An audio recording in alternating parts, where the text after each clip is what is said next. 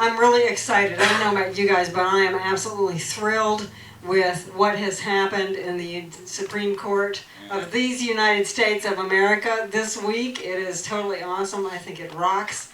And Betty said something to me as we were doing the meet and greet. She said, and this is so on track, this is not about politics. This is about moving into a different consciousness as a species, as a race. And that is what this movement is about, as far as I am concerned. Yes, it's about changing our own lives. Yes, it's about increasing the good, increasing the love, living ever more deeply in spiritual principle. But wow, when we start to see it reflected out there, we know we are making tracks, you know. I don't know about you guys, but, you know, I read things, and some of them are things that were written a long time ago. Things like Wallace Wattles and the Science of Getting Rich, or Charles Fillmore, one of the co-founders of Unity. And they talk about how this new time is coming. And, you know, I would read that and go, really? When? Yeah. You know, now is the time, okay? So some awesome things are happening, and I am so just enthralled and excited and pleased for what it means for us as a species to see things opening up. So we ain't done, but it's a good world. So we are going to talk about gratitude today. We're going to continue that, and we're going to learn a new method, a new technology for crafting a higher consciousness of gratitude, something that is more with us and more presence than even anything you've ever learned here before. So how about that? Yeah, it's going to be a good one. So we understand from a couple of weeks ago when we started this conversation that according to Eric Butterworth, who was a Unity minister, just not too many years ago past now, he told us that gratitude is not just a reactionary emotion, but a causative energy.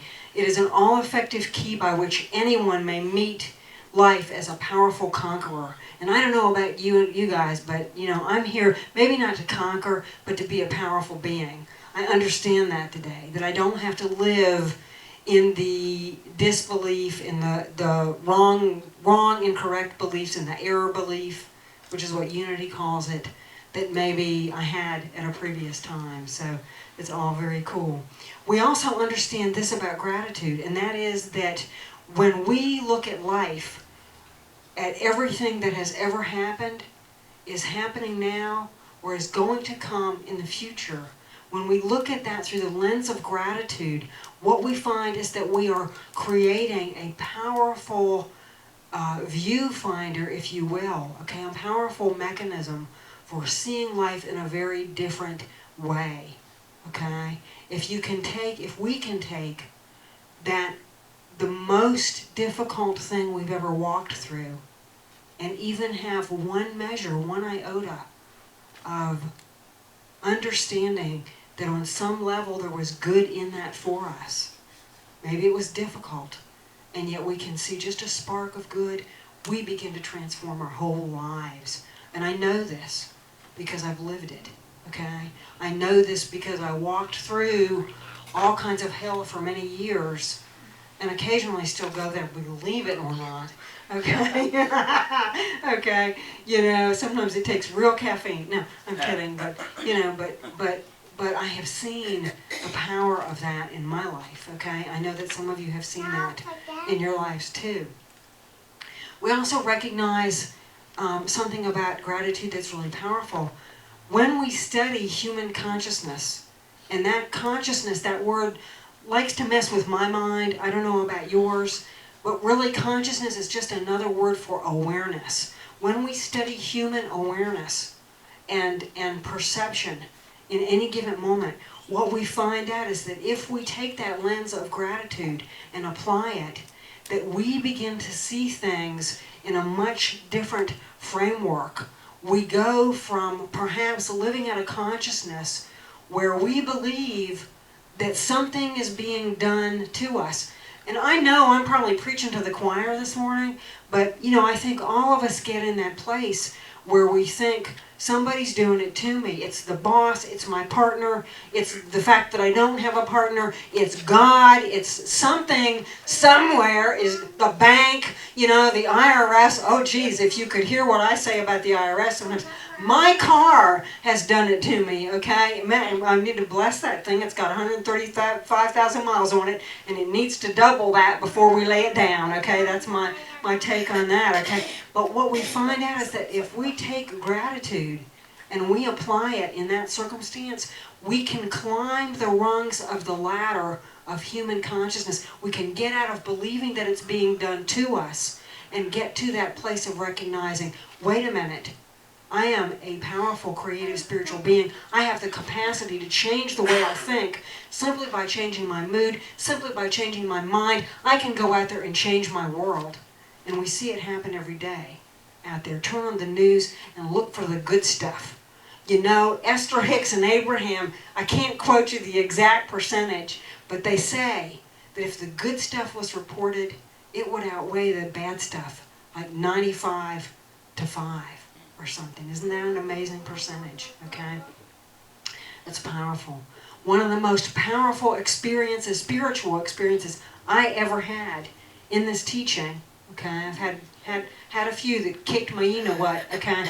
But one of the ones that really got me after I came into this teaching and discovered the Science of Mind text is a short little piece by Ernest Holmes where he says, to suppose that the creative intelligence of the universe would create man in bondage and leave him bound would be to dishonor the creative power that we call God. That's phenomenal, you guys.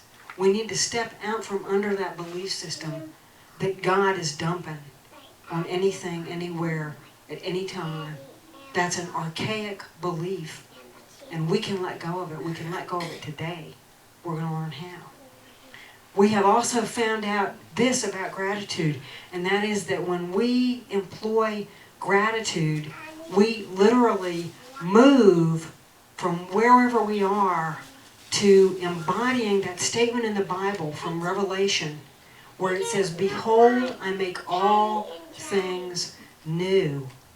Gratitude is a tool that we can take that literally allows us to sculpt a new vision of our worlds. Now, as we talk about this today and as we study this, I want to share a story with you guys that's kind of an old story.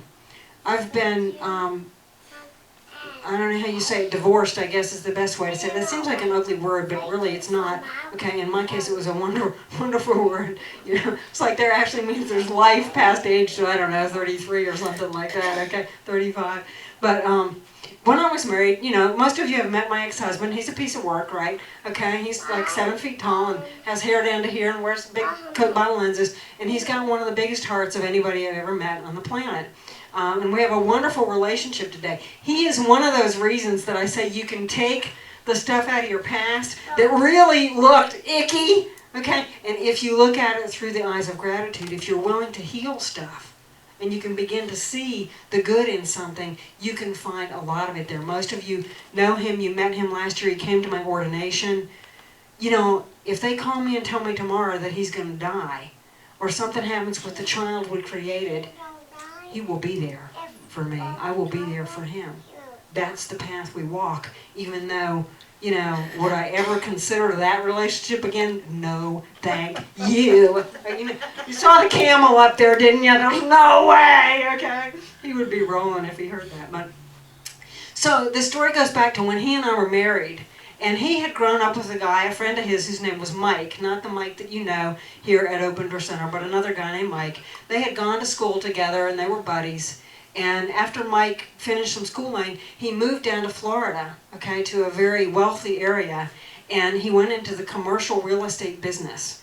And soon he got a hold of the girl that he had known in grade school, and they ended up getting married. I mean, it was just one of those kind of, romantic little fairy tale sort of weird things. Okay, so Mike and his wife were married, and they were doing really well. I don't remember what she did, but they were both really happy. We went down there to see him, and they were living in this really plush apartment complex, and they both had really nice brand new cars, and they were young and happy and healthy, and looking at growing and starting a family and doing all kinds of wonderful things. Well, we went out to dinner one night and Mike said, you know, this is it. My mind is just fixated on buying myself a Rolex. And so I've told myself that when I get a bank account, when I get this much money in that account, I get to go out and buy the Rolex of my dreams. Because to him, that was a status symbol. He knew, I know, right? You know, it's lovely, but, you know, it's not going to the grave with you, okay? It isn't permanent. But that's what he wanted, okay? And it's fine. It's fine to want physical material things. It's fine to have them. It's also important to recognize, you know, that isn't the ultimate, okay? That isn't where it ends. You know, there's a whole lot more to life, you know, than just the stuff that we can have, okay? Things are fun. I love clothes. I like for my car to run. I like for my house to be nice. You know, I like for our center to look good. It's all about showing up because I understand all of it is one thing. It's a reflection of God. Okay. Well, I don't know if Mike knew that or not, but he wanted that Rolex. Okay. So he worked and he did really good. He saved up commissions. Okay. He sold real estate. He did an excellent job at what he was doing. He was a good people person.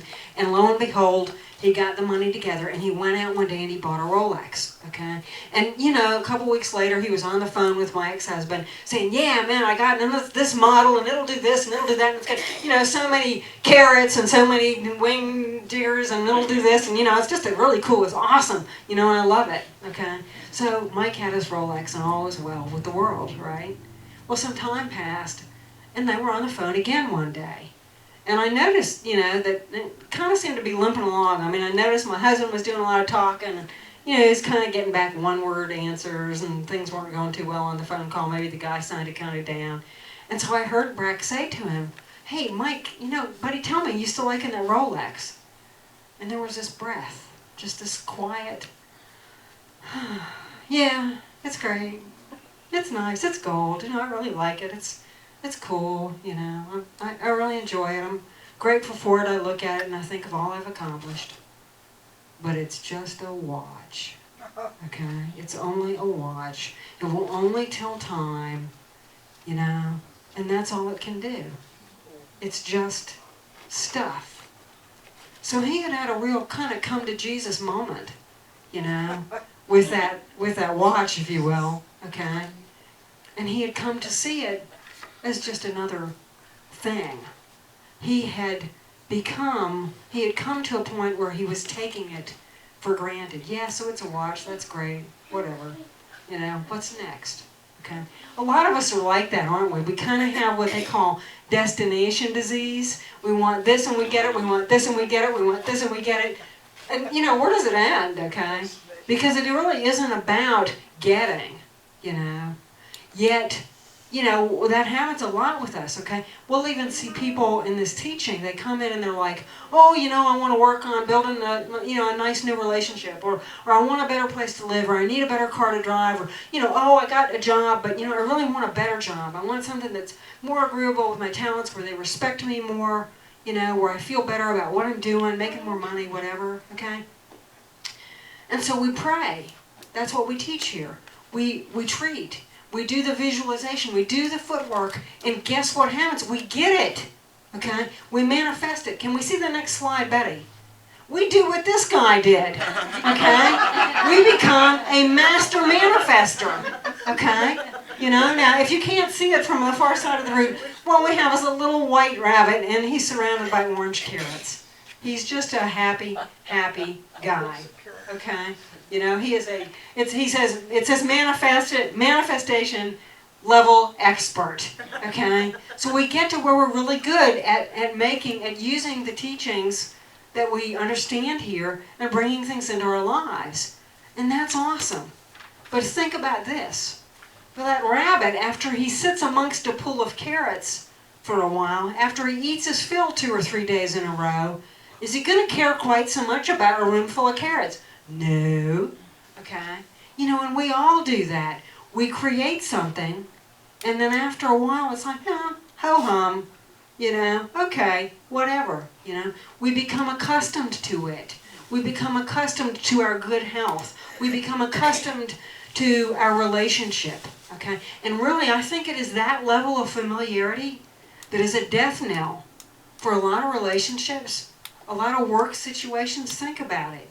Even the lowliest job that you've ever had. You know, The worst job I ever had was hostessing in a place that's no longer open, okay?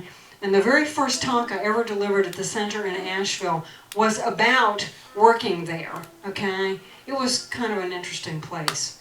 By the time it was over, I was going, you can take this job and give it to somebody else because I am over it, okay? And there were, there were good reasons for me to move on. There were certainly good reasons, okay? But we get used to something. We get used to a relationship. We get used to a faculty. We get used to being able to open our eyes and see. We get used to being able to pick up a book and read. How many of you know somebody who can't read? Okay? Probably the most awesome gift you ever give somebody is to help them learn to read.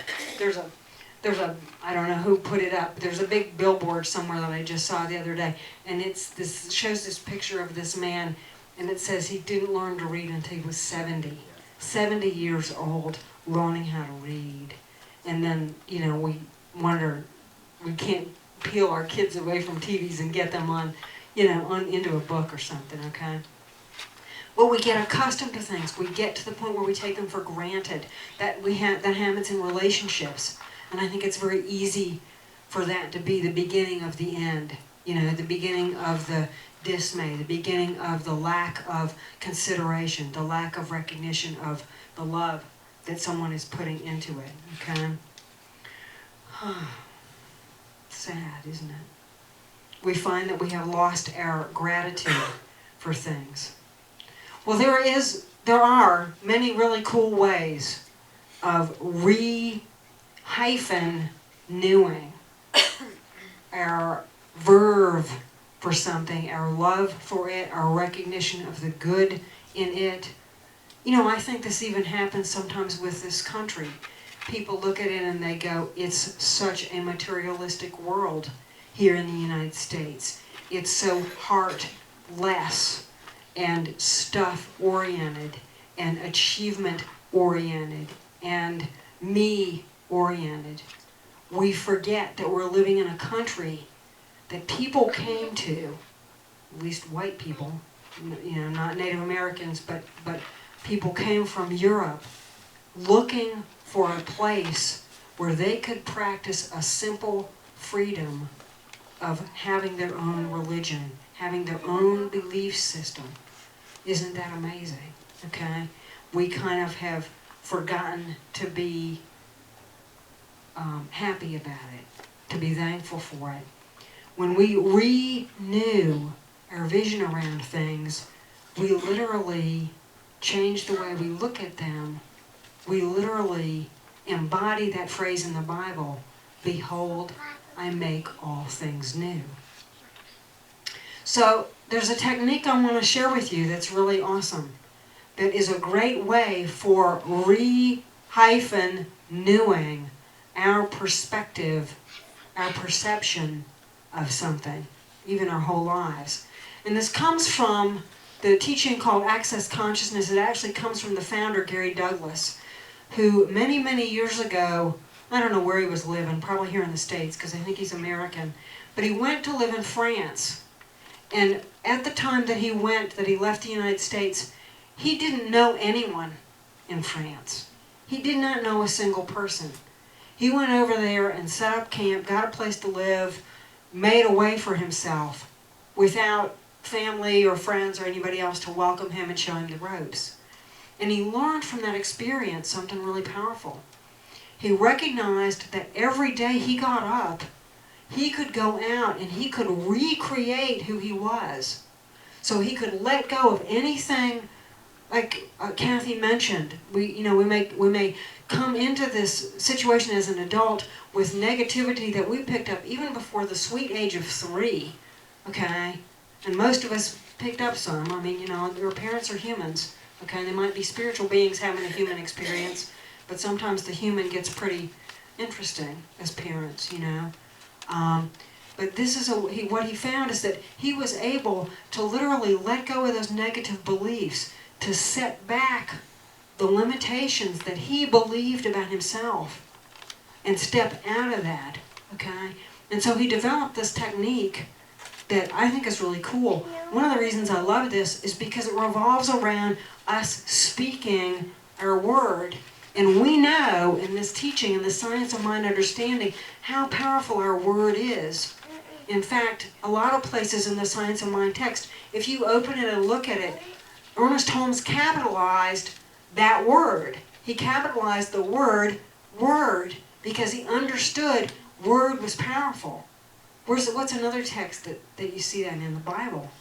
You see it in Greek philosophy too. Aristotle, I believe it was, talked about logos, which was the word, which was the essence, okay? The backbone, that which is back of all that is, okay? So when we do this, we're speaking our word and claiming some really powerful stuff. And so I'm going to do this right now with you guys. We have this on handout, okay? So I'll give it to you, I'll share it to you at the close here in just a few moments, okay? But as I read this to you, I encourage you, if you're comfortable, you can take it in, you can close your eyes, just relax into it, okay? And allow it to begin to be with you, see how this feels. So here we go, okay? Everything I believed I was, and everything I created today, I dissolve and uncreate it all. Who I was today, I dissolve and uncreate. I release my relationships, my beliefs about myself, my life, my body, my talents, my cans and can'ts, my shoulds and shouldn'ts. All of it, I release it all. I give thanks for all that has been, and I step forward into a greater knowing, a higher consciousness, a more powerful belief of myself, my presence in the world, my opportunities, and all that is. And so you can come back with me now. You see, there's a powerful thing that happens here. And we are, like the little guy on the PowerPoint, powerful manifestors. Whether we are doing this consciously or unconsciously is not the point. We are always creating our next experience, our next relationship, our next, event with money, our next experience with love, our next experience with someone we like, our next comment with someone we don't. We're always putting things out there for that to come forward into our lives. When we do that, and here's what Ernest says, and here's what Abraham and Esther Hicks tell us too, when we are creating, we are sending parts of ourselves forward into the future. And what it does is it says, come on, baby, you can do it. It beckons us forward, okay? So with every thought you have of, I'm going to go be this, I'm going to go back to school and get this, I'm going to walk this path of spirituality, I'm going to be a leader in my community, I'm going to be involved in this certain organization that I believe stands for things that are right and holy in this society. Whatever it is we put out there, we literally are sending forward our God consciousness. And it then beckons us and says, you can do this and you can do so much more. You are only beginning to shine the penlight of the brilliance of the sun itself, okay, into this form. Now when we do that, something happens. We attach to it. Think about the things you have prayed for. Think about the things that you have worked to achieve. Whether it was a raise in your job, or a new relationship, or an understanding in a relationship that has perhaps fallen, on dismal ground, okay? Whatever it was, okay, you attached to it. And by attaching to something, we begin to fix it. We begin to set it up just like we could take a seashell and set it down in wet concrete, and over time that would become a hard, smooth, expression, okay, with the seashell embedded in it. So once we create that, we close the door, we lock the way for anything different to come forward for us, okay? We literally have said, I'm going to forget all the other possibilities, and this is what I'm going to claim. And that's great, it's wonderful, but think about this. We are all part of creative source energy. And when we are expressing that source, we can't stand still. Are you the same that you were at 15 or 25 or 40? I certainly don't think so. If you think you are, look in the mirror. I actually don't think my face has changed one darn bit since I was 25, but then I see pictures of me and go, what the hell? Excuse me. So, I even noticed Netflix does this. So I'll watch a certain kind of programming on Netflix, and when I pull it up, guess what it shows me? All the other options that are like that programming. Okay? It forgets that I might want to watch something else, some other kind of, comedy instead of drama, or thriller instead of, whatever, comedy, right? It literally closes the door on all that other stuff. It's just stupid. We need to retrain it, don't we? Okay? But what happens when we use a tool like that is we allow ourselves to renew our vision of the stuff in our lives that we want to continue to hold on to.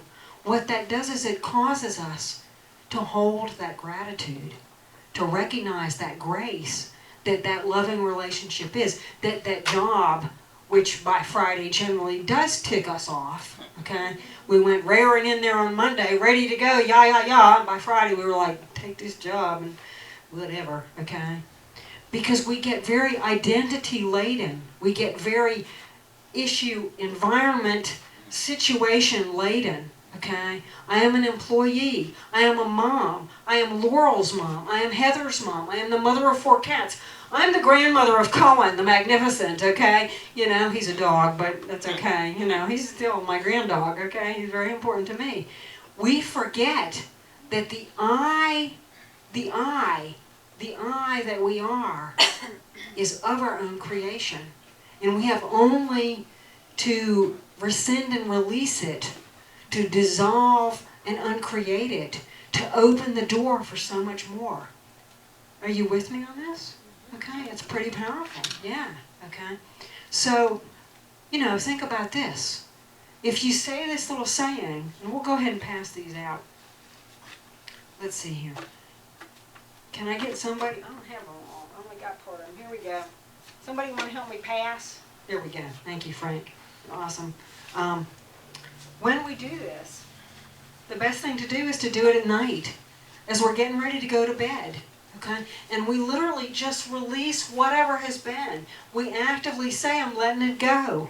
I'm letting it go back to the divine, back to wherever it came from. It's all been perfect. It's all been well. Thank you very much. The fun part is saying thank you for the stuff that wasn't much fun, okay? Like 8 a.m. on Monday morning is not fun, okay?